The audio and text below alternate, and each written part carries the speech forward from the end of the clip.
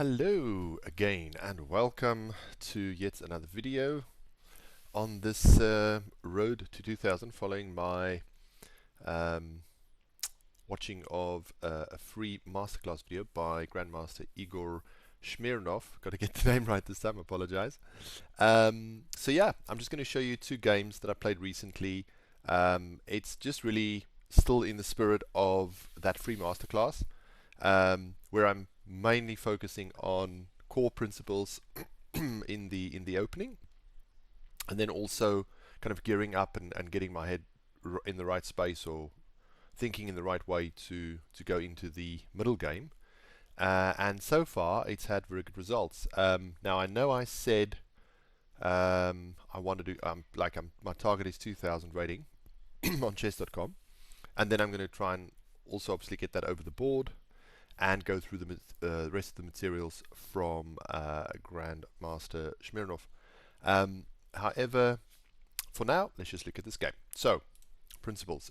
So my opponent played this move that I can't really think that anybody's played against me before. It seemed a bit strange, but nevertheless, I looked at it and I thought, well, he's possibly going to come up to d4, maybe e4, followed by knights and bishops. So I'm just going to try and aim for well, I'll play knight f6 and then see what he gets up to, but possibly go into like a Slav type of defense with pawns on these squares and getting the bishop up to over there. So yeah, but let's see what he plays. So he actually plays a3, and it's just really weird for me. So I just decide to keep developing. The development, you know, it's all still within the principles, that the core principles that we want to stick to. And you might recall me saying that ultimately I want to try to untangle my mind and not overthink things too much.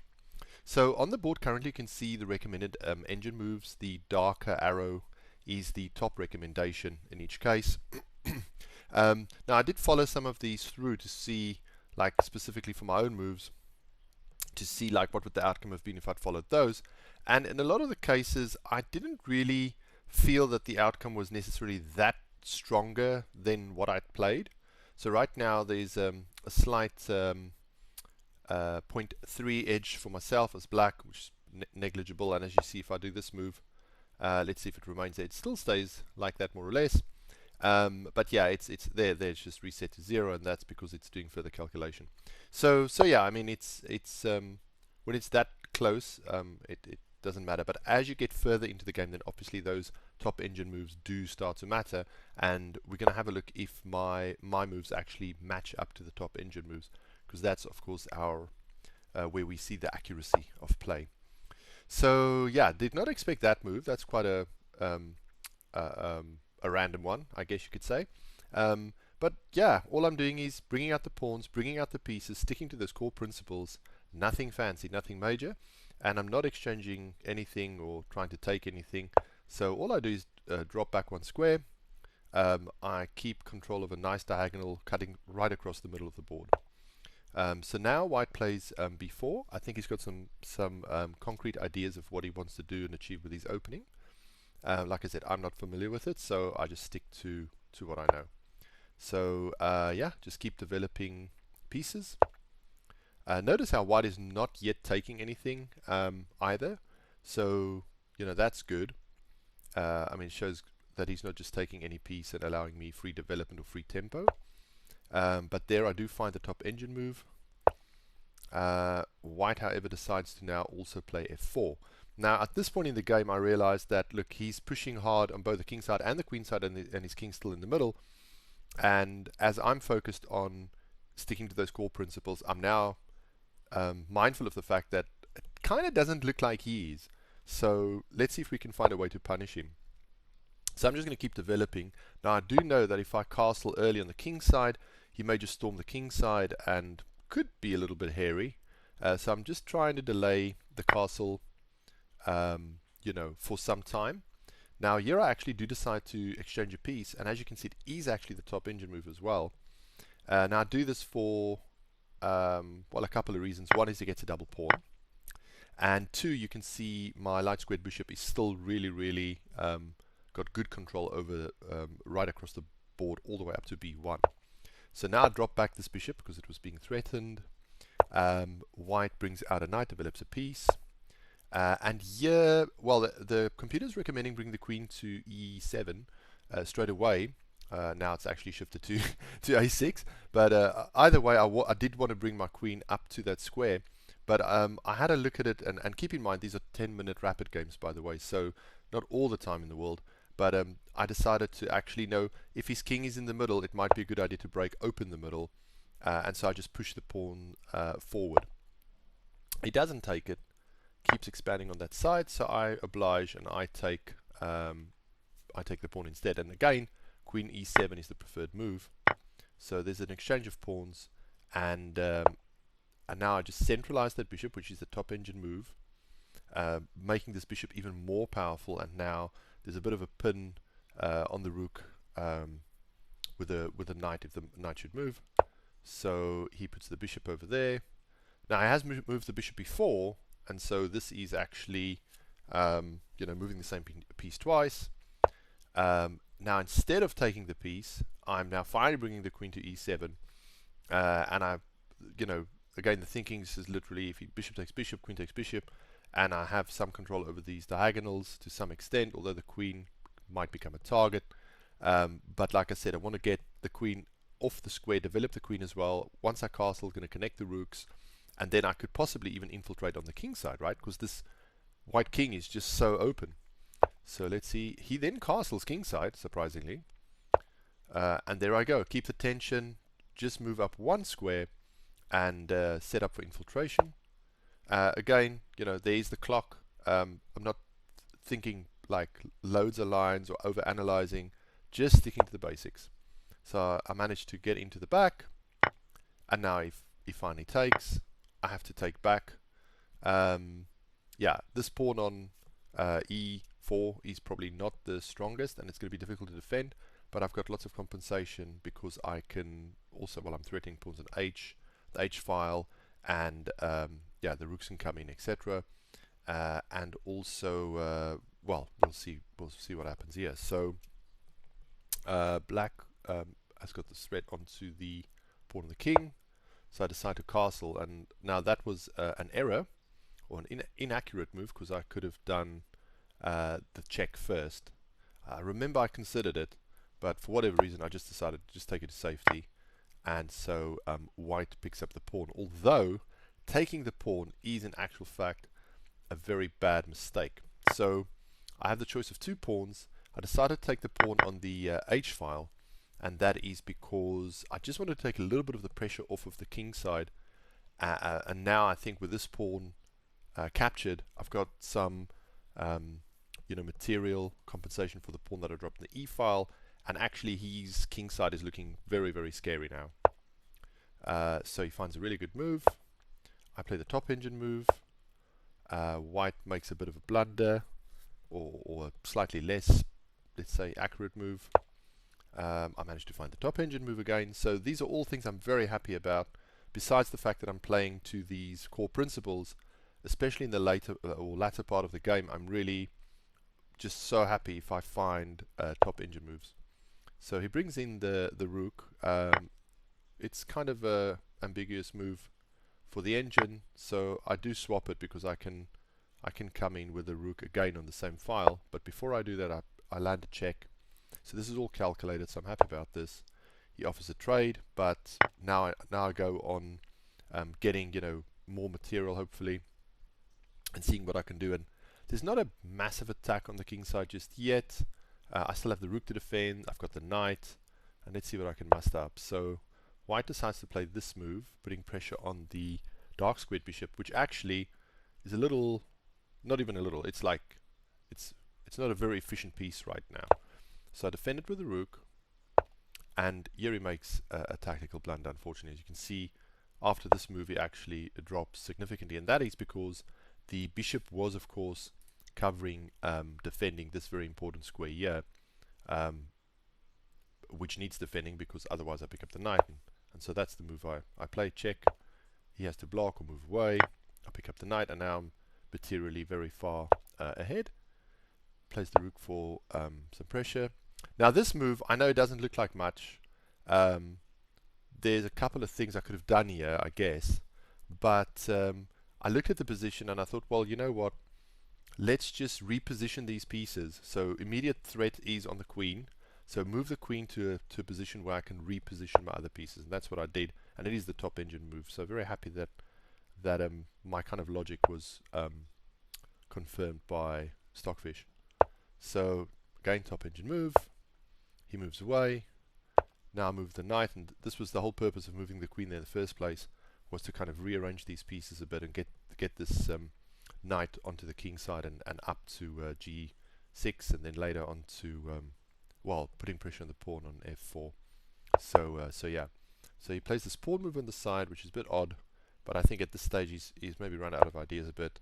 Keep on with the moving the knight. Rook goes to d4. And I decided to play this move because now I want to kind of harass the king back from the queen side. All kinds of options. He defends with the queen. But now I managed to spot this. So I was kind of looking for sacrifice ideas or tactics. And I did manage to spot this, which is the top engine move. So I'm once again happy about that. It's simply that even though it's defended twice, if he moves a second piece, so if he were to go here, I go here, well, he can take that piece, but then I can take this piece. And so, yeah, that's simply that. So instead he decides to not recapture, so I get the pawn, puts a threat on the bishop again, but now I have to check on the back rank, and the knight, the knight's hitting these light squares. The bishop's got this entire diagonal, the queen's got this entire diagonal, as you can see, somewhat of a net forming. So yeah, I'm just kind of going for the kill now, trying to go for the kill. And there's a discovered check. So it does drop the knight back a little bit, but it opens up the white king's position beautifully. Tactical or slight inaccuracy there by white. Just bring the rook up into play as well now. And that's now covered by the knight. And yet again, find another good move.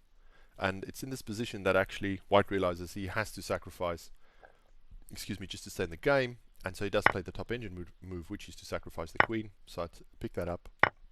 He then does this odd move where he goes for the pawn. But I actually just decided to re-centralize the queen, give him back the bishop. It also allows me to have some defensive options from where I'm at, because you kind of never over until the fat lady's sung. So it takes a piece, and now we go forward with the pawn, check there, another check, so trying to keep giving checks and making life very uncomfortable for white. And so just really getting into the perfect position here to deliver checkmate. And so white really doesn't have a lot left. Makes some last desperate moves. I just pick up these pieces, keeps checking, just take it, and there's no more checks remaining. Well, no realistic ones. So he takes there, and yeah, and that's a wrap, because the next move is checkmate. So and unfortunately he still has a few pawns left. If he didn't, of course, that would be stalemate. So also, of course, be careful of not running into that trap. And can't remember if it was this game or the previous one. I think it was this game. Sorry, not previous, the next one. But this game, I think it was. I had 6 seconds left on the clock. So something I'll have to keep an eye on. I've been cutting it very close with time and so on. But anyway, so this is the second game I want to show you. Same kind of story, opening principles and pressure from the middle game. So so I played c4, he plays e5, and so I'm trying to aim for another English opening, and my opponent brings out pieces, he brings out his knight, and yeah, so the way we've played this, we're not going to go into some kind of King's Indian or anything, or Nimzo Indian. So yeah, so just keep developing pieces. So I'm kind of doing a few things here. I'm trying to adhere to these core principles, but also trying to achieve little goals with my opening, which I've done a little bit of preparation for. And so I'm not necessarily always, following the strongest engine moves, as we might see, but I do manage to get and achieve the things that I'm set out to do. So there we go. Just simple, straight, just pawn forward so that knight can't infiltrate there in a very awkward spot and create all kinds of annoyances for me on those squares. So so yeah, here we go. Still developing. The knight has to drop back now. Knight has moved twice. So kind of good good result here for white, because ultimately I am slowly but surely developing, slowly moving forward, bringing the pawns on the right squares, and already the engine has me at 1.1 advantage. So now I still just keep developing pieces, even though supposedly my strength is a little bit weaker according to the engine there, but yeah, just keep doing the things. Now king safety next. Black decides to reposition his knight. So this is part of this opening, so still just moving forward, developing a pawn, and preparing the h2 square for further king safety. So usually the king safety is kind of okay with just like castling, but in this specific opening it's castling and potentially getting your king to h2. So the timing of that is also quite important. I don't do it straight away. Instead I kind of do this semi-waiting move, which seems very passive. Moves the rook to b1, but it does keep an eye on the dark squared bishop, which is on b2, and is a prominent feature of the English. So yeah, so black makes this move, but now it's a bit of an, I don't know, I think that's quite a weak move actually, even though the engine says it's kind of okay. But I just keep slowly inching my way forward, and I mean, notice my pawns and how they connected and what squares they control, and then also the fact that, you know, my minor pieces are all behind them, which is one of my opening objectives here. So yeah, so the rook plays onto an open file, semi-open file, and now I go forward with my knight, and look at that beautiful outpost for this knight. I'm just over the halfway line here, and that means that you know, it's a strong knight. So let's see how long it can live there. The bishop decides to move there. So there are two options here, f4 or e4. I was considering both, but once again, these are rapid games, 10-minute aside, and I decided to opt for the e4, which is not the top engine move, but it's still a decent move. Bishop is being threatened, so it drops back. Now I do the h5 move to put a bit of thinking on the dark squared bishop. He drops back another square.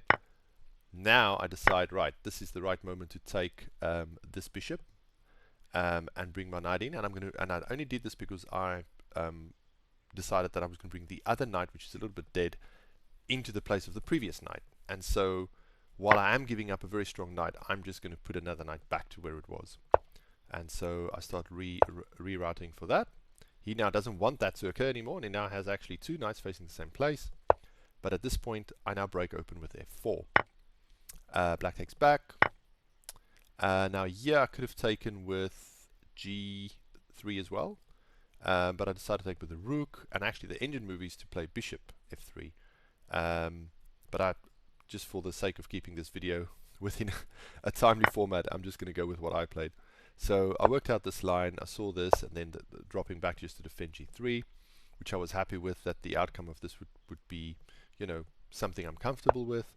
Black plays c6. Okay, now I decide, you know what, situations change on the board. I'm actually going to come back with this knight and do something else with it. And you can see how powerful that dark squared bishop is now across from b2 all the way through across the board. So yeah, black's just creating a bit of breathing space, playing h6. The knight now comes in here. I'm now happy to trade this off. And after I take it there, I'm in control of semi-open file. Queen's going to come into the king side, and I'm going to try some attack on the king side, if it permits. So this is an interesting check, but actually finally I get the chance to move my king to h2, so no big deal. Black decides to do some remaneuvering as well, opening up the file for his rook as well, although it does block in the other rook, so I'm not sure I would have played that, but anyway, that's what we played. So now I bring the queen into the king side, like I said, thinking about this king side attack. Timing is everything, as they say. And now unfortunately my opponent didn't notice that by bringing in the queen here, I'm actually threatening this square over here, because remember the bishop is eyeing it as well, and the minute that this bishop moves away, it's checkmate. So yeah, let's see what he does. He plays that, and now I can push the pawn. Now he realizes the mistake. He's got to do something about it, and so his answer is f5, but really that's not going to do too much. I'm now threatening two pieces, and instead of moving away, he moves the knight in, which I'm not sure why it doesn't say that that's a terrible blunder, but it seems like a terrible blunder to me. I don't think the game should have ended here. I wonder if I had all the moves. Yeah, I guess that was all the moves. He must have resigned. But yeah, just so the opponent did make a couple of errors, but I was very happy with this game because it put a lot of pressure on black, sticking to those core principles, as mentioned in the free masterclass, which by the way there's a link in the video, so do follow that, go check it out, and consider maybe supporting Grandmaster Smirnov, because I think those materials are, you know, amazing to enhance your chess. I know I'll be going through all of that stuff and hopefully go beyond 2000, so we will see if that happens.